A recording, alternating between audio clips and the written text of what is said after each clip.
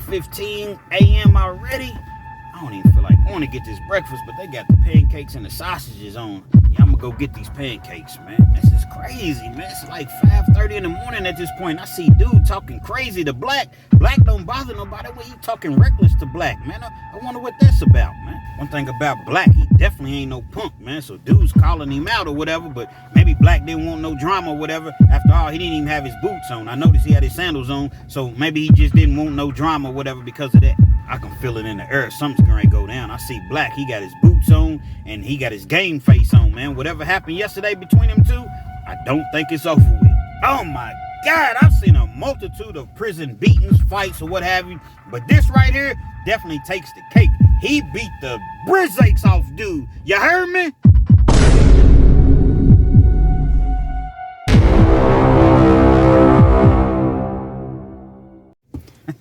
Yeah. Once again, it's on back at you one more again. Real Kens TV in the house like kitchen sinks. You know, every once in a while I go back through my older videos and I recall a time to where I was getting 15 views, 30 views, 45 views. And I'm very, very appreciative because, you know, oftentimes you hear people say, enjoy the journey. And I see the improvements, if you will, that I've made over time. But every once in a while, you know, I'll look at a older video and it's like, wow, this was a good video. But being that at that particular moment, I didn't really have a lot of viewers. So I'll go back and I'll retell the story. No, I don't repost. I'll just retell the story. Now, I'm going to give you all two stories this afternoon, but basically they kind of correlate. So it's essentially two stories wrapped into one. Now, before I do so, understand that I'm the self-proclaimed Mr. 30 Minutes or Better. Meaning that anytime I drop a video or story, guess what? It's guaranteed to be 30 minutes or better. So if you're on your way to work, you're at work, you don't feel like being there, co-workers talking your head off, you're on your way home from work, you need to laugh, you need to cry, perhaps you're trying to lay down and take a quick nap, or you're trying to go to sleep depending on whatever time you're viewing or listening to this video, or you're just in the mood for a good old-fashioned true, keyword being true, penitentiary / life story / life experience, this is the channel for you. Do you like your 8, 12, 15-minute videos? Absolutely. Nothing wrong with that whatsoever. Salute to you. But at Real Kens TV, it's 30 minutes or better. So with all that being said, with all that being wrapped up into one big nutshell, pause, double pause, there is a message. As I mentioned, I've told actually both of these stories, but it was several months ago, maybe 8, 9, 10 months ago, 12, 13, I don't know, but it was a long time ago. So y'all just rock with me. Let me know where you chiming in from, man. I'm in Lexington, Kentucky. Where you from?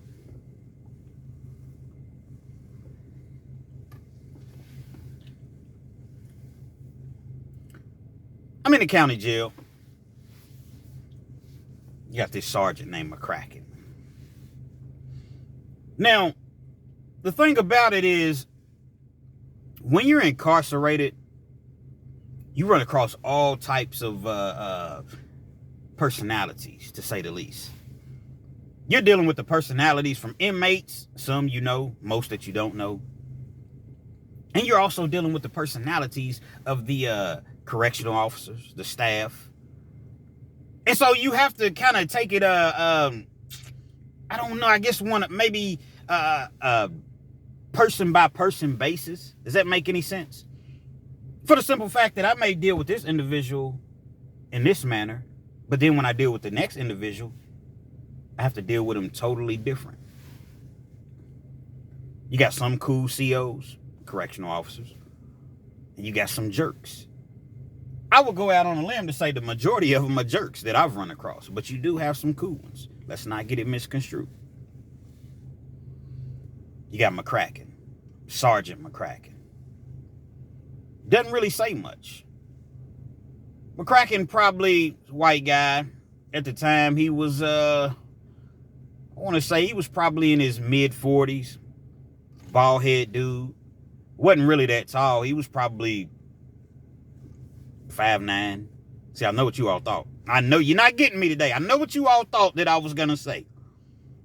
Oh, Kens, why is everybody 5'11"? See, you thought I was going to say he was 5'11". No, he was 5'9".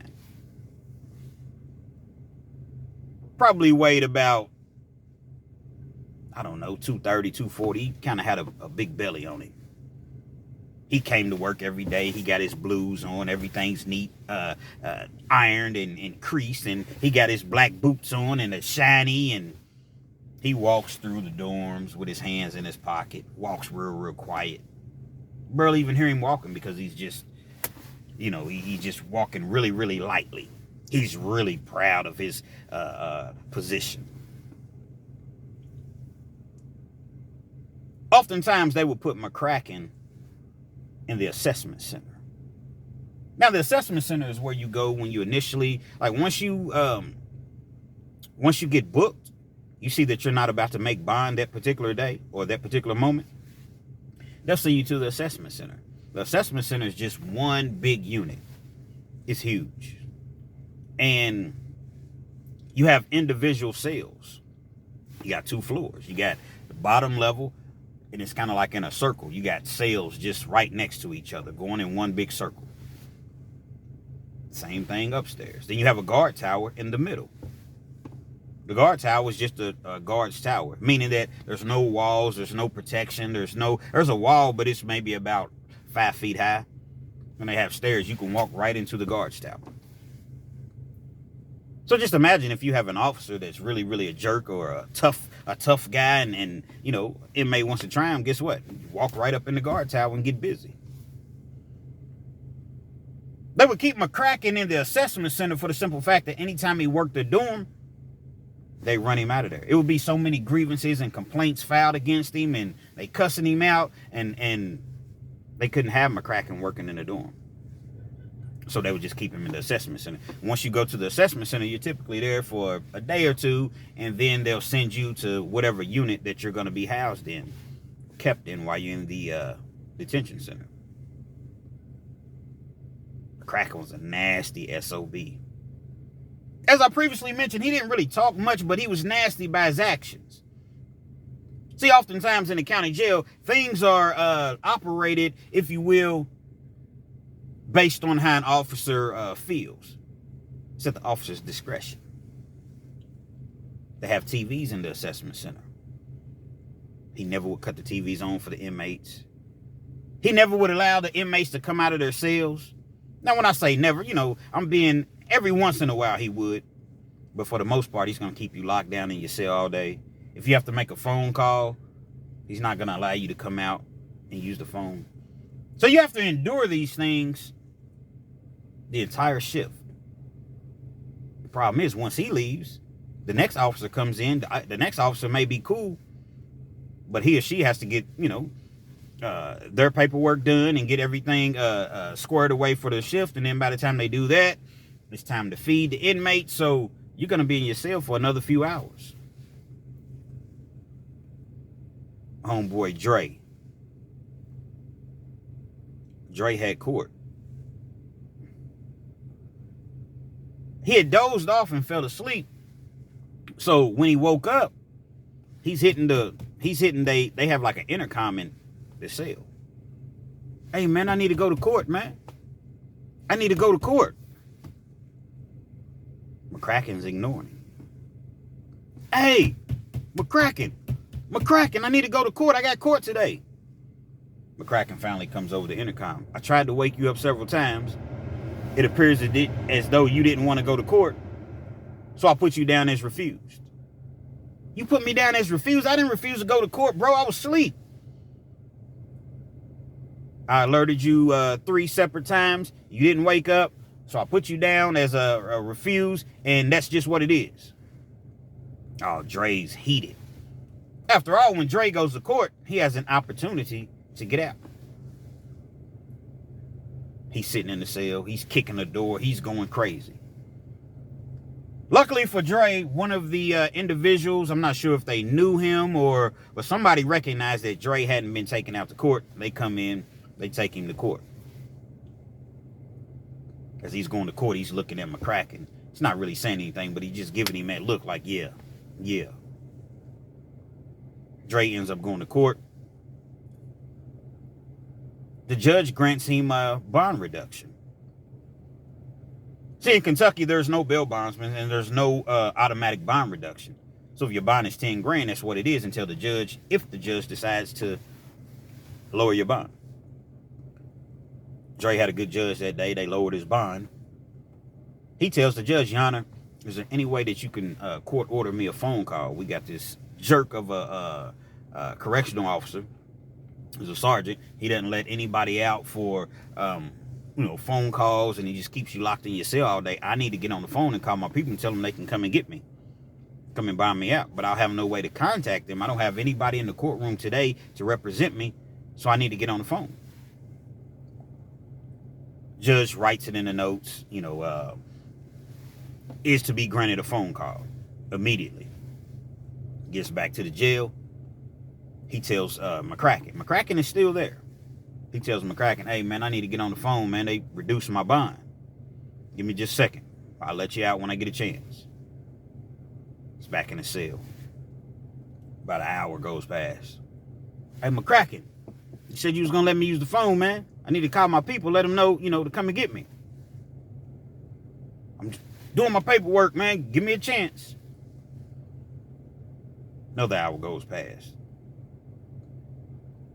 McCracken, come on, bro. I need to use the phone, man. I need to use the phone. Still doing my paperwork. Hold on. Give me just a chance. Another hour. Dre's starting to recognize that it's about to be shift change. McCracken has no intentions upon allowing him to use that phone. Dre bloops out. I'm going to get you. I'm going to get you, bitch. I know you keeping me in the cell. I'm going to get your punk ass, McCracken. I'm going to get you. At this juncture in the game, McCracken's just ignoring him. He cuts the intercom off, so he can't even really hear Dre. Dre's in his cell, so he can see him. Everything is glass. He can see him, kicking and beating the doors. McCracken can see Dre doing that, but he's ignoring it. Shift change. Next officer comes on. Dre's telling the officer, hold on, let me get my paperwork together. I promise I'm going to let you use the phone. Just let me get my, my affairs in order. Gets everything together. They allow Dre to come out and use the phone. He calls his people. Let him go home.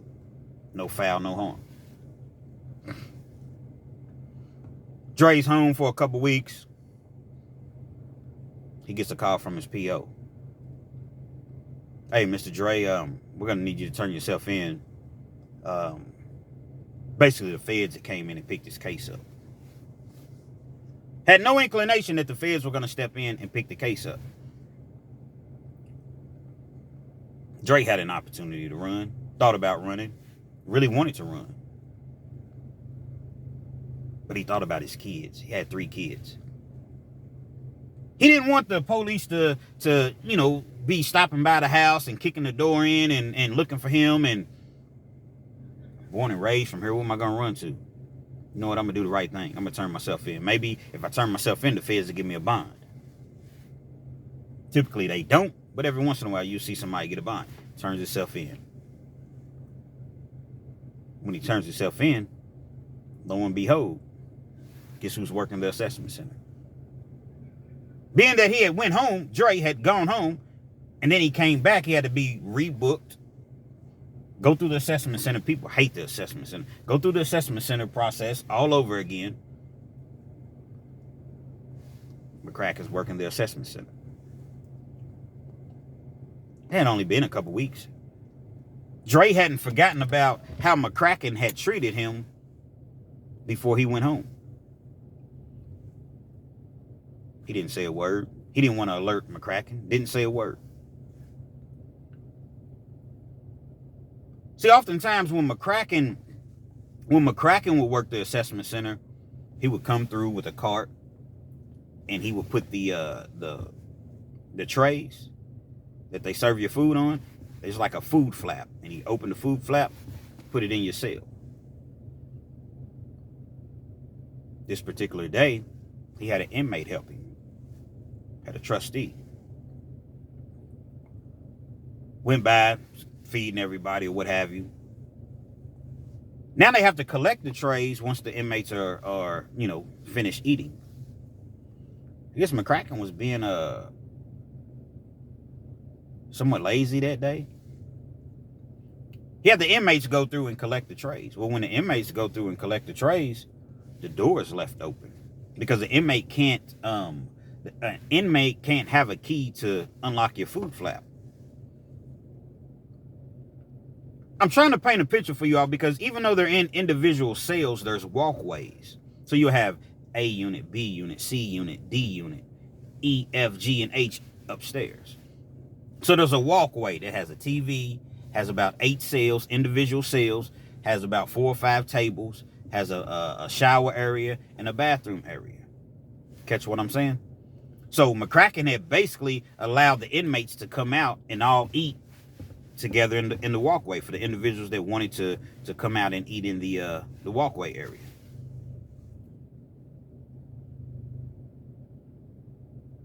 Dre has his eyes set on McCracken.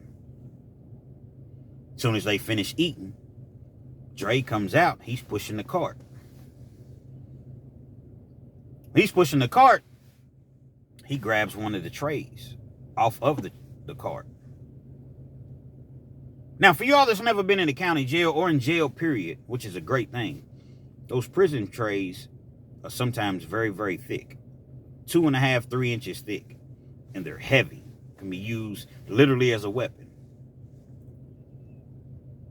McCracken got lax this day. He was on his phone. Never seen the guy crack a smile. He was on his phone. Probably talking about some police shit.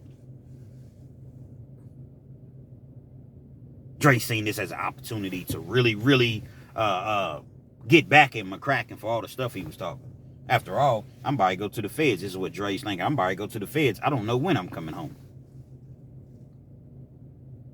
He slides around. He got that tray in his hand. He walks up in the guard tower. It's probably only about 4 or 5 steps. McCracken never seen him coming. He's on the phone. He's laid back in his chair and he's talking or whatever. Dre grabs that tray. Boom! Hits McCracken in the back of the head with that tray, man. As I mentioned, McCracken was a bald head dude. So he got the full, the full effect, if you will, from being hit with that tray. Dre wasn't a small dude. Dre was weighing in at every bit of about 225, dark-skinned dude. He had like a little short haircut, little baby fro. Dre grew up fighting. Everybody in the hood, everybody knew you get into it with Dre, man, you're gonna have a battle on your hands. Dre was about 5'11". Seriously, Dre was about 5'11". Stood over top of McCracken. Boom! Hit him again with that tray. Yeah, what's up? You ain't talking shit now, huh? You ain't. McCracken's trying to hit his panic button. See, the officers, they keep a radio, and somehow they have like a little compartment on their shoulder area, and they keep that little radio right there, and there's a red button. Call it the panic button. All this tough talk, all these tough actions, rather, because he didn't say much, but his actions would suggest that he was tough. You're not even trying to get back. You're not even trying to get up and fight. Dre hit him a couple times. Get up. Get up. McCracken, steady. He's he finally is able to hit the panic button. Signal 7 in assessment. Signal 7 in assessment. Hold on, let's rewind that because I didn't even say that right.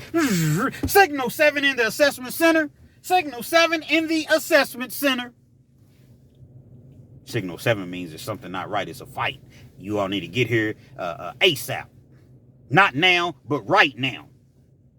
Not immediately, but immediately. Get here.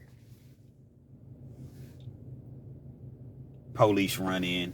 They come in about 7, 8 deep. They see what's going on. They jump back on the radio. Signal 7 in the assessment center. Signal 7 in the assessment center.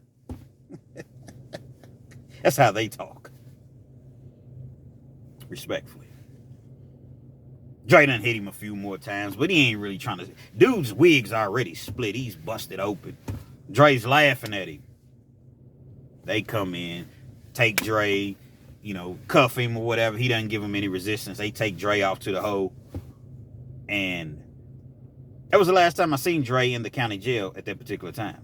Fast forwarding, a few years, I see Dre on the streets. We laugh. I talk about it. I was like, man, I remember that time we was in the county, man. We always called each other cousins. We weren't cousins, but by marriage, it was one of those things to where we just recognize each other as cousins. Unfortunately, Dre's no longer with us. R.I.P. Dre. I got many, many memories of Dre. But when he split McCracken with that tray, man, I don't advocate violence. I don't suggest violence or anything of that magnitude, if you will.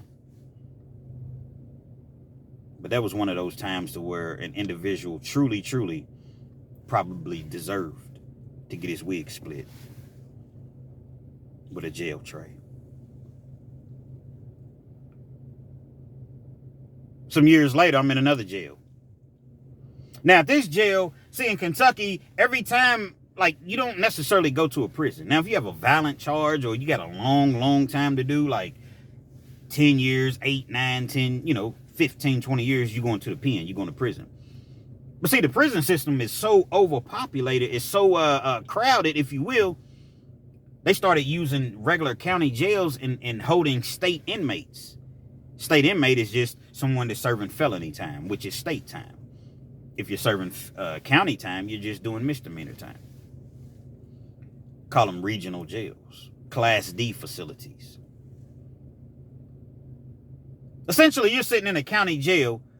So, for instance, if you got an 8-year sentence and it's nonviolence, you do 20% of your time before you see the parole board. 20% of 8 years is what? 19 months. You do roughly 19 months, then you go for parole. But as long as you have less than 24 months of serving your sentence out or going up for parole, you're eligible to be in one of these Class D facilities, no matter how much time you have.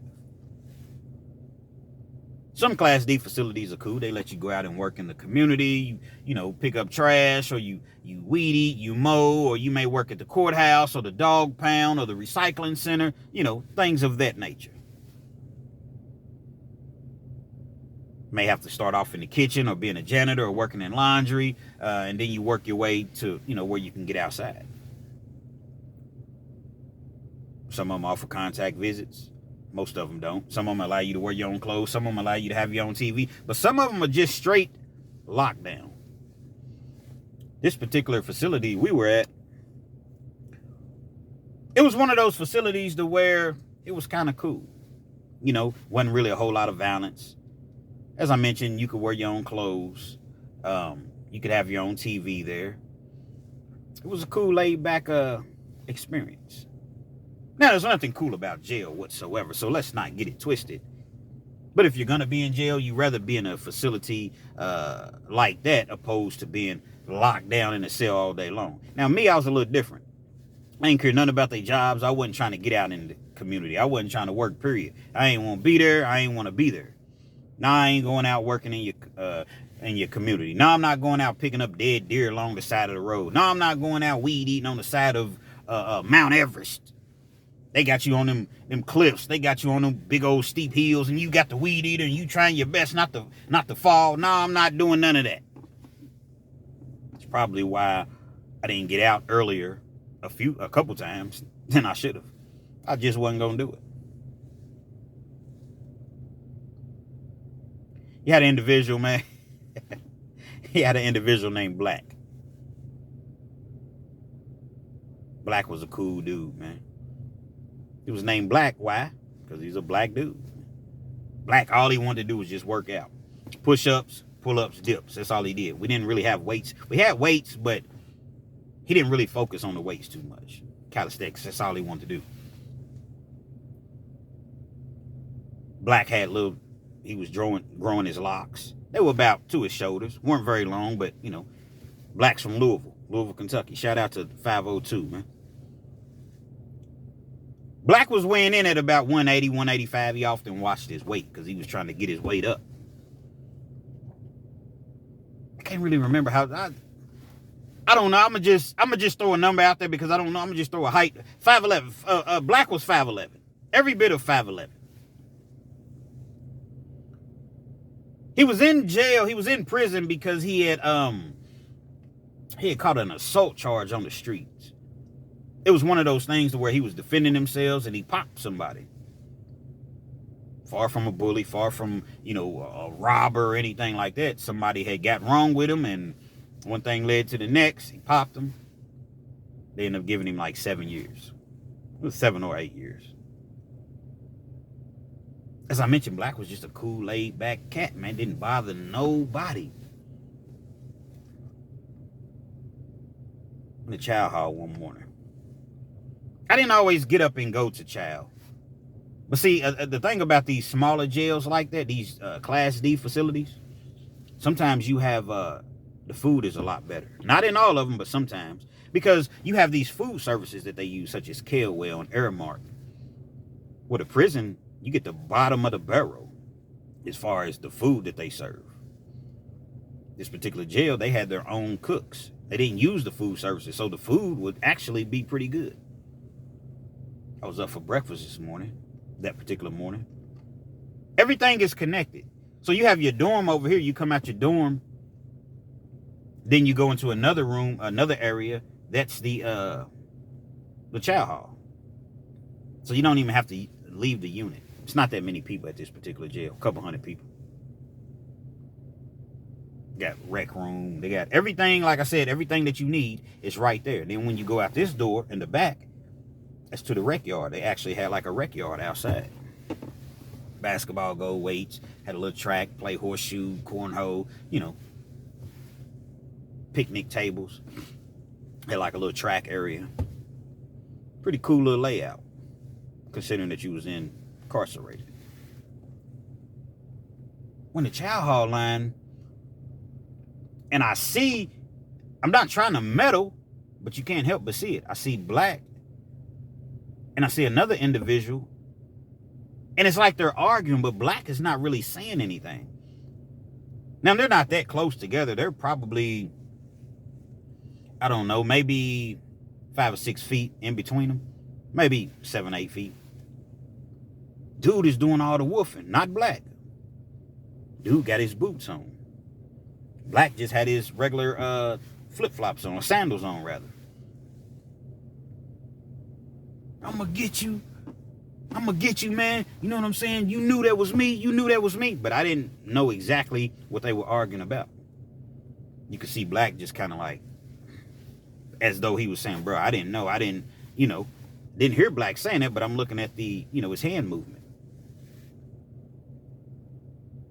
He's talking crazy to Black. You little bitch.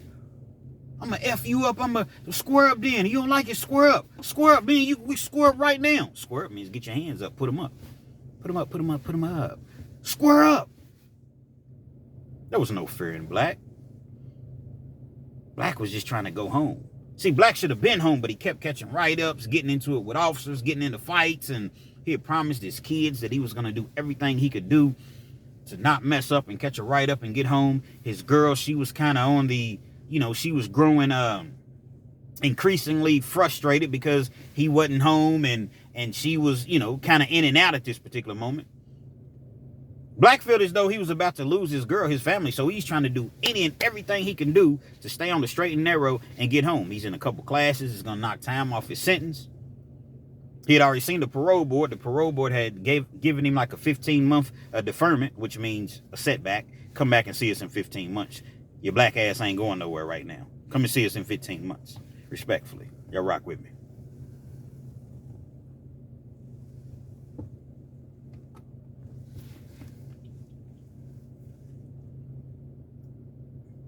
Dude step in. Like I said, they were 7, 8 feet apart. Anyway, a couple dudes step in. Come on, man. It's over with, man. Y'all let that go, man. Let it go. Here come the COs anyway. Let it go. 2 separated. Black goes back to his cell. All throughout the evening, all throughout the night, Black couldn't sleep. As though he couldn't live with the circumstances, the situation that he had allowed to slide. See, Black wasn't one of those individuals that just allowed you to just talk crazy to him and you know, call me the B word. You can call me a bitch. This is what Black is thinking and saying to itself. Told me to square up, call me out, and I ain't doing that. I look like a chump, man. His celly's trying to talk. Nah, you did the right thing, bro. You trying to go home, man. So his celly's trying to, you know, reason with him and you know, just be that voice of reasoning. Nah. It ain't going down like that.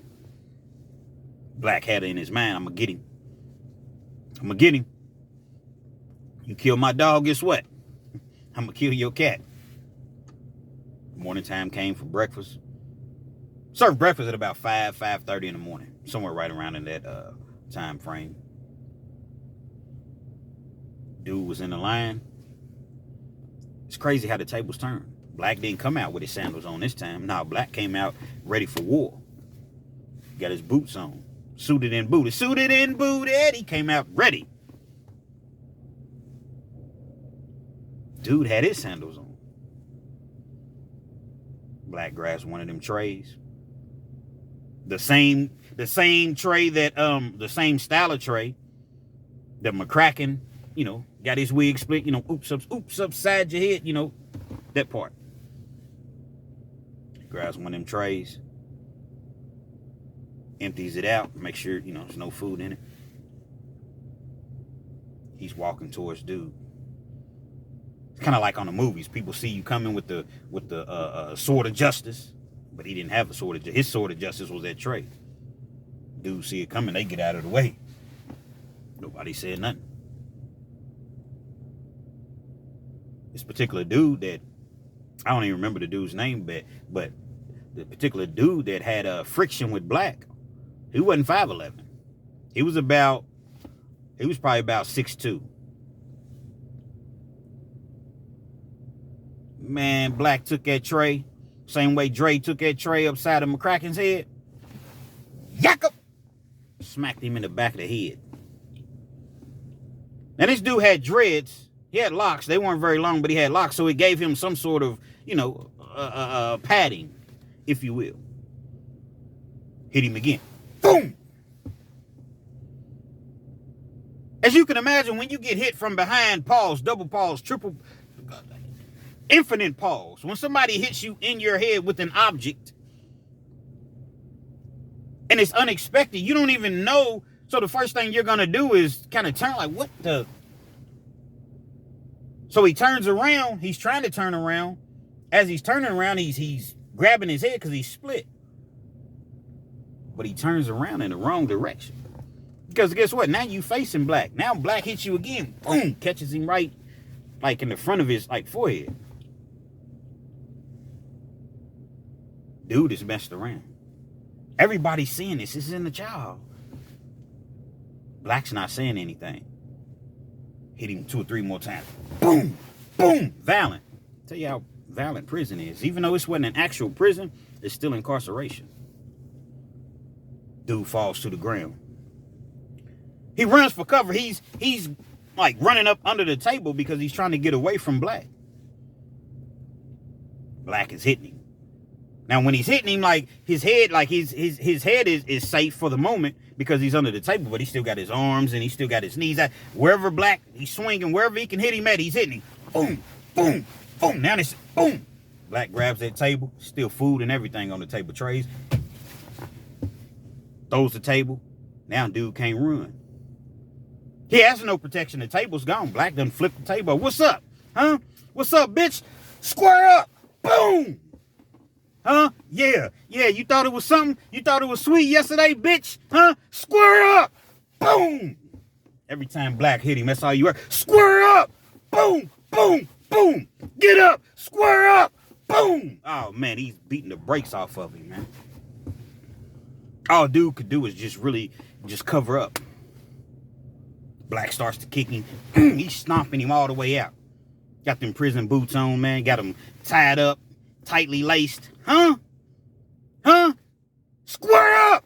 Boom! Boom! I mean, he hit him probably another 5 or 6 times. Next thing you know, officers run in. They see what's going on. I guess they see it on the camera. Plus, they hear him yelling. Because when he's saying square up, he's not just saying it like, I'm not exaggerating. Like, the way that I'm saying it is how he was saying it. It's not like he was like, yeah, what's up, man? Square up. No, square up! Boom! Violent beating. Violent. Officer runs in. At this point, Black, he's thrown the tray down. He didn't need a tray no more. Dude is messed around. Surprised he was even still conscious, but he was kind of able to cover up. None of his partners, nobody jumped in to try to help him, save him. Officer runs in. He got the bird spray. Don't you spray me with that spray. You spray me with that spray, I'm going to beat your ass. That's what Black is saying to the officer. Black won't calm down, though. He's no longer stomping the dude out, but he's just hype. He took his shirt off. He's hype. Officer sprays him anyway. When he sprays him, Black was kind of able to turn and kind of block it a little bit to where it didn't fully get in his eyes. But anybody that's been sprayed, oh, man, that was one of the worst pains I've ever felt in my life, to be sprayed, especially when it gets in your eyes. As I mentioned, he didn't fully get in Black's eyes, so he was able to, he went towards the officer. He grabs the officer, throws him over the table, throws him up, just kind of roughs him around a little bit. Never hit him. Other officers come in. They're all afraid of Black.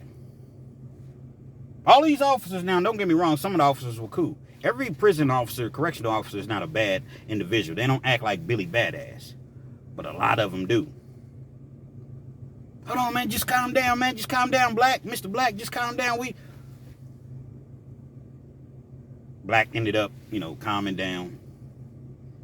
Put his hands behind his back. Took him to the Hope. As a result of Black's actions, we didn't know exactly what was going to happen. Could have been assault on with the deadly weapon on the inmate.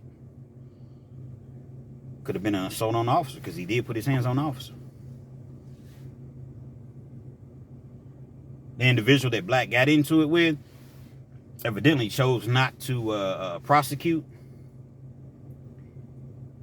And the officer didn't really want any harm to come. He didn't prosecute. He didn't really push the he wasn't really trying to get Black any more time. So he wasn't really trying to push the issue. They ended up giving Black like 45, 60 days in the hole. And they sent him to the pen. Lost a whole bunch of good time, though. Now, when I say you lost a whole bunch of good time, see, you accumulate, you earn good time in the prison system. So that's why if you have a 10-year sentence, you could come home in 6 years. If you start to take classes and things of that nature, you can come home in 4.5 years. As long as it's non-violent. He lost maybe like 180 days of good time, which was non-restorable. See, sometimes when you lose your good time, you stay out of trouble for so long, you get it back. But sometimes when you do something that's so heinous and so bad, they make it non-restorable. They made Black's good time non-restorable. About 1.5 years, 2 years later, I ended up running into Black in the pen. We talked about that, and at this particular facility that we were at initially, we weren't really cool like that. We were cool, but we didn't really kick it. We didn't really chop it up. Once Black came here, he didn't have that much time left. He had maybe 7-8 months left. And he had him one of them good jobs where he was making like $200, $250 a month, and he was just saving all his money because he knew he only had 7-8 months left. He was trying to go home with something. His girl was still there. His kids were still there. And we talked about that, and that's how I know the intricacies and all the details. Well, I was there for one, but for two, he ended up telling me that it was about the woman that he's with now. You see, this guy that had a problem with him, he was the ex. But he was the ex a long time ago, way before them. He knew that Black was messing around with her, caught wind of it, so now he got a problem with Black. Their relationship had been over. That's where the issue, arose from.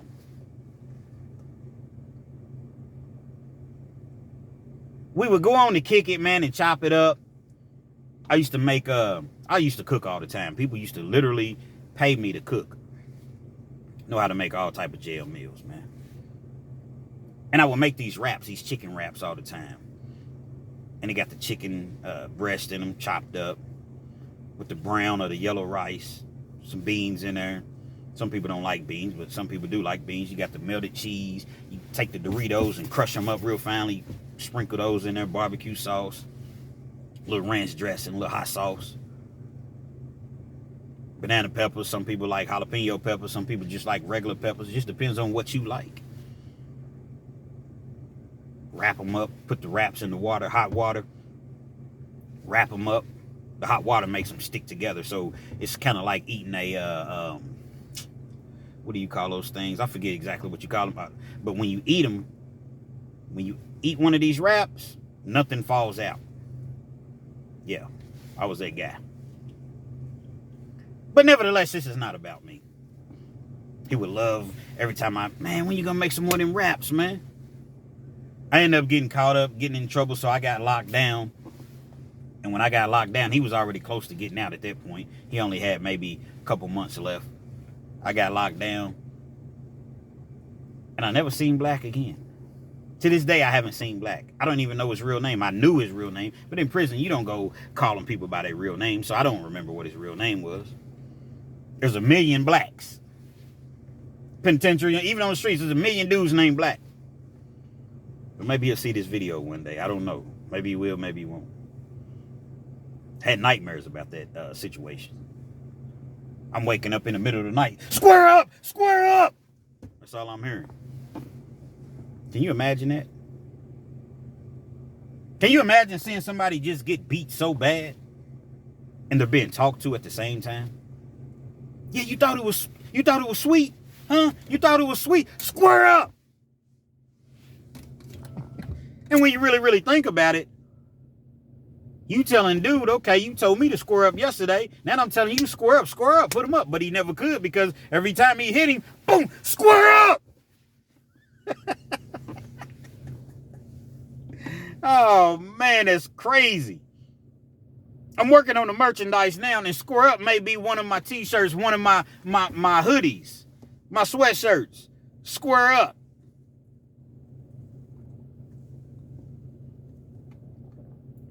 Now, for some of y'all that like to use some of my sayings now, when you tell somebody square up, you got to be ready to square up now. You got to know how to, throw them things. You can't just, square up, by God. And then the person square up, and then you don't know what to do. You got to really be ready to, to throw them if you don't, square up. Oh, my God, man. I wonder what Black's doing to this day. But more important, I wonder what the dude that got his wig split, I wonder what he's doing. Because I know he got laughed at. I know he got clowned. See, that's what happens in the penitentiary. See, people have no filters in the penitentiary. They're going to joke about any and everything. It don't matter what it's about. Heard you went up for parole today. What'd they do with you? Oh, man, they gave me 24 months, man. They gave you 24 more months? Yeah, man, they gave me 24 more months, man. Dude looked like he ready to cry and everything. I did everything they told me to do. You know what I'm saying? I ain't catching no write-ups. I'm non-violent. I took all the programs, but they gave you another 24 months. Yeah, man, they gave me another 24. Good, bitch, they gave you 24. They should have gave you 48 months. Good, they gave you 24 months. I think it's great. It's the type of things people say to you. The most cruel things in the world. That's why you stay out of that environment. Stay out of that situation. See people talk about people's mamas. And I hope the funky bitch is dead. I hope she don't play mama. I hope you don't play mama jokes. Say something cruel and then follow it up. I hope you don't play mama jokes.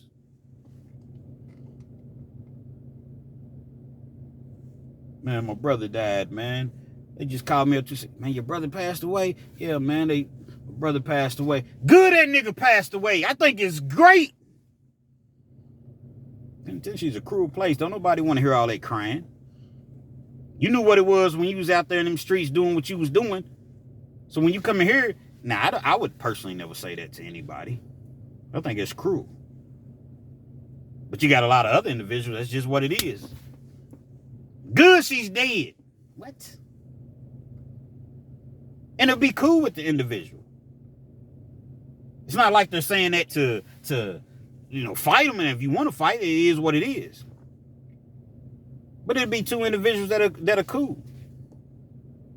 They might not talk for a few days, and you see them right back kicking it again, man. It's just penitentiary. It's just a aura in the air. I have a loss for words of how miserable it truly is, man. Cherish your freedom, man. Cherish your life. You get one. And it's very, very easy to take it. And once they take it, it's gone. Real Kens TV. Hopefully you liked the video. Feel free to comment. Definitely share. Subscribe to the channel if you're not already subscribed. Be sure to hit that post notification. So anytime I bring you this action and this heat, guess what? You're amongst the first to receive. Real Kens TV. Square up! Respectfully.